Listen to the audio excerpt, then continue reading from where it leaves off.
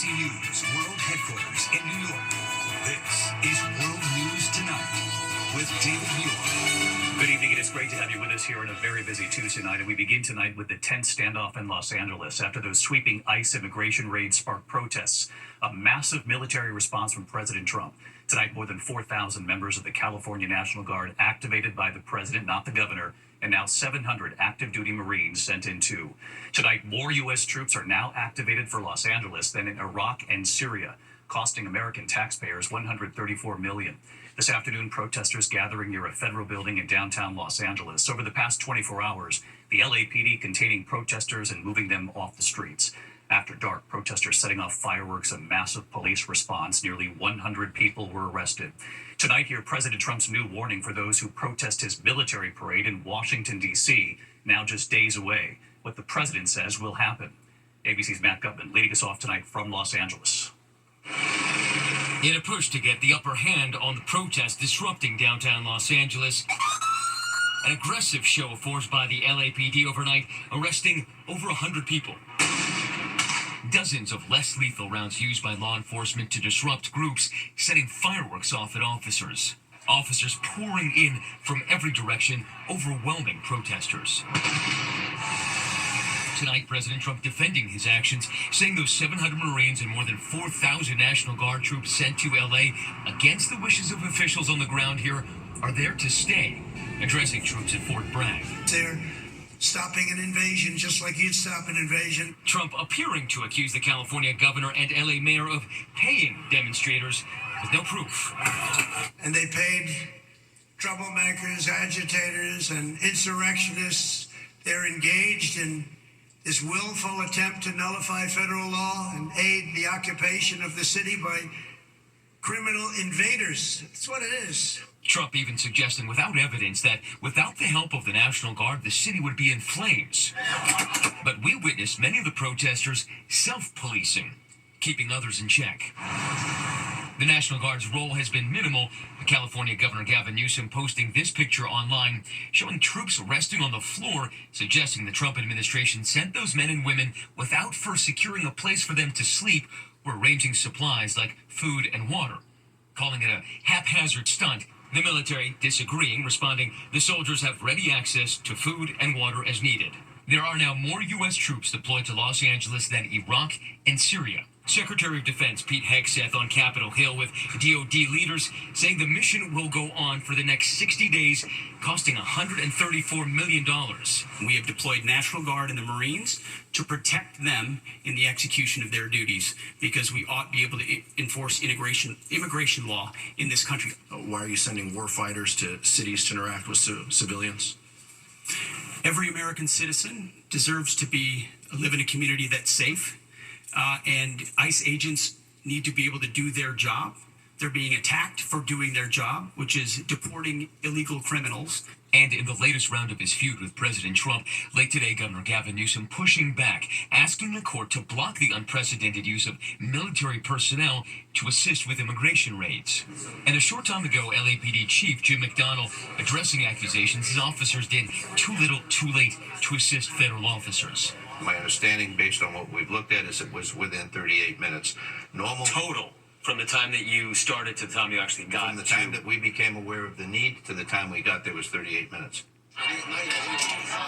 And David, just moments ago, we learned there was a blow to Governor Newsom, a federal judge rejecting Governor Newsom's bid to block the deployment of National Guard troops and Marines here to Los Angeles. And we just wrapped that interview with the LAPD chief, who told us that the protesters you see are here. They are not going to be interacting with either the Marines or the California National Guard. That will remain the jurisdiction, he said, of local law enforcement. David. Matt Gutman live in Los Angeles tonight. Matt, thank you. President Trump now preparing for his military parade in Washington, D.C. on Saturday. And tonight, the president's new warning here for anyone protesting the parade. What he warned will happen. Mary Bruce traveling with the president at Fort Bragg. Tonight, as tanks roll towards Washington to prepare for President Trump's military parade, the president with this warning to anyone who might show up to protest. If there's any protester who wants to come out, they will be met with very big force. By the way, if for those people that want to protest, they're going to be met with very big force. There are protests planned for the day of the parade around the country. And I haven't even heard about a protest, but, this is people that hate our country. The president has longed for this parade, a show of military might like he's seen from other countries. Sources tell ABC News mounted rocket launchers will be on display, as well as a precision-guided missile. This in addition to those tanks and an assortment of fighting vehicles. The event will also feature 6,700 soldiers and a 50-aircraft flyover. Trump getting a bit of a preview today in a visit to Fort Bragg. Saturday is going to be a big day in Washington, D.C. A lot of people say, we don't want to do that. I say, yeah, we do. We want to show off a little bit. The parade, which is billed as a celebration of the Army's 250th anniversary, also falls on Trump's 79th birthday. Sources tell us it could cost up to $45 million. And David, the president, with another announcement here tonight, telling troops that he's restoring the names of 7 military bases that were originally named for Confederate officers, including one named for Confederate General Robert E. Lee. David. Mary Bruce at Fort Bragg tonight. Mary, thank you. The breaking headline here in New York City tonight, federal authorities say they've uncovered a horrific plot.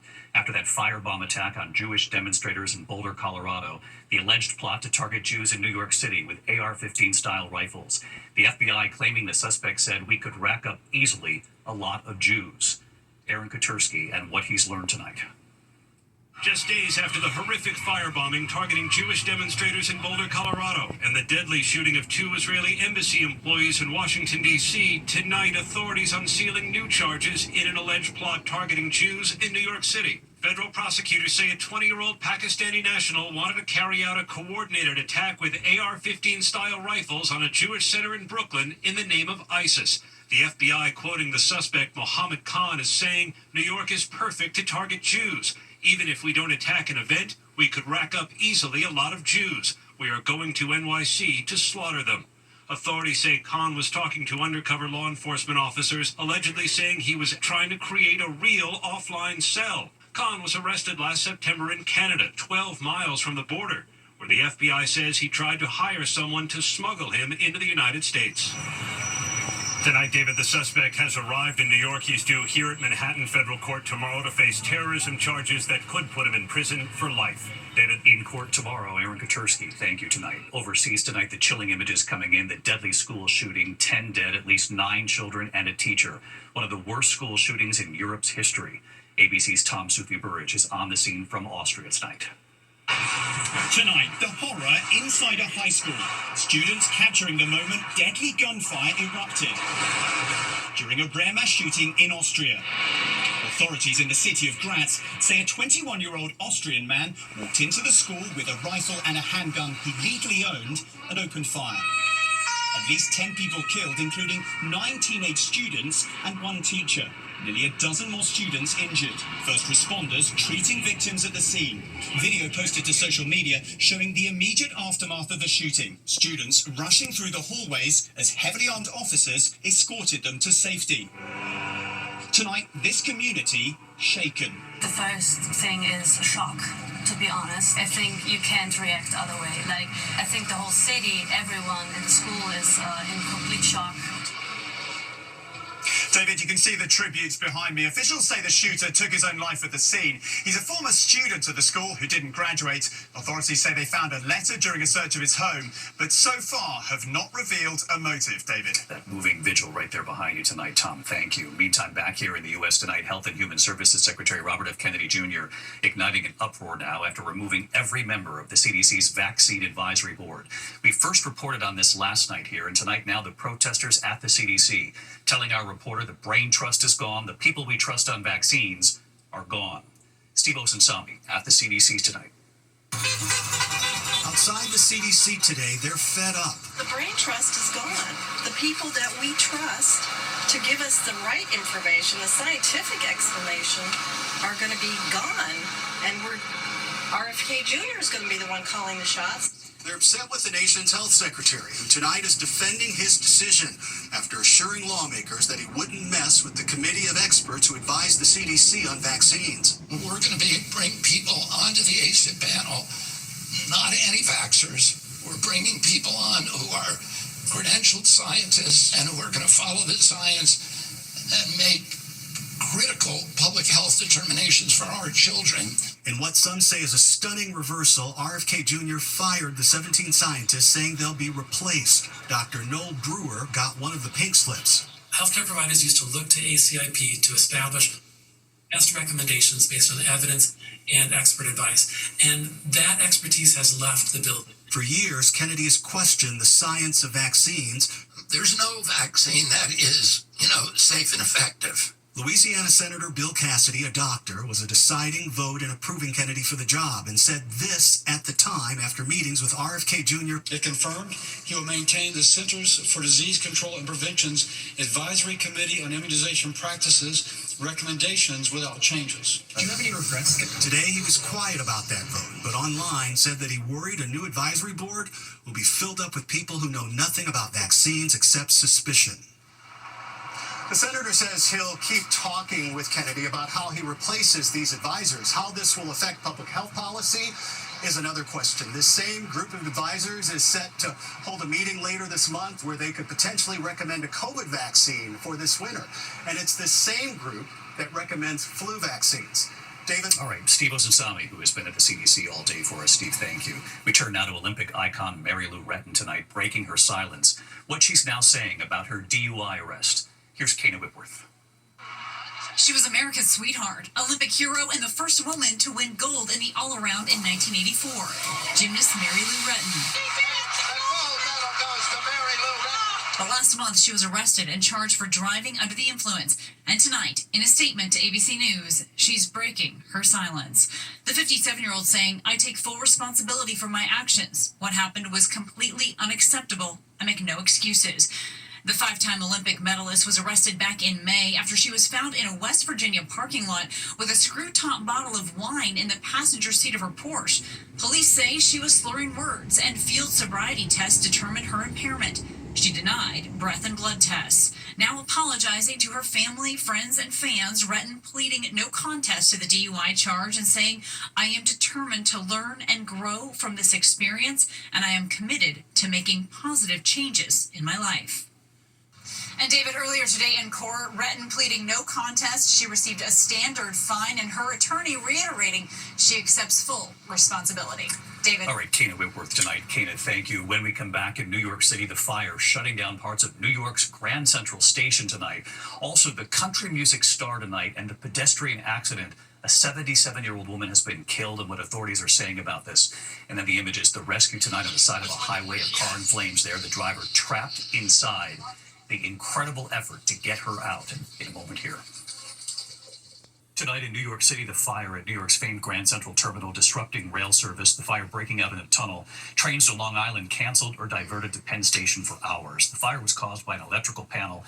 It took several hours to get it under control. 3 firefighters and a civilian treated for minor injuries.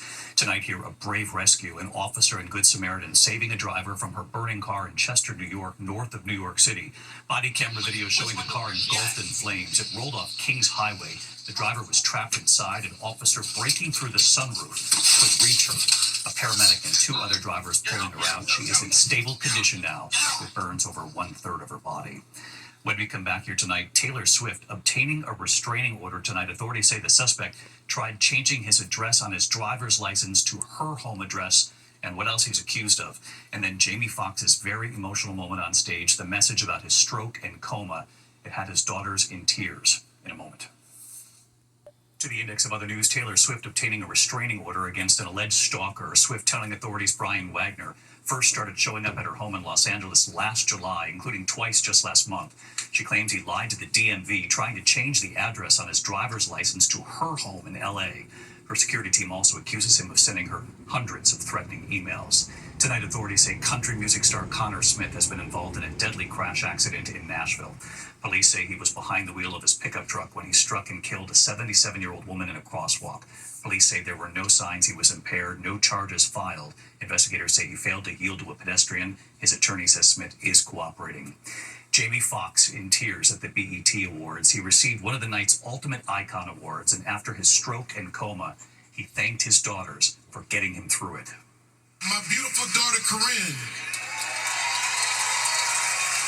I cannot say enough about you. You've always taken a backseat to everything. But when you needed to drive it, you drove. And you made sure I was here. And I ain't gonna turn down. And I'm not gonna stop crying. I gotta stop. At a certain point, I'm gonna stop crying, but I ain't gonna stop just yet. Fox saying he knows he got a second chance, thanking both of his daughters and all of his family and friends. When we come back tonight.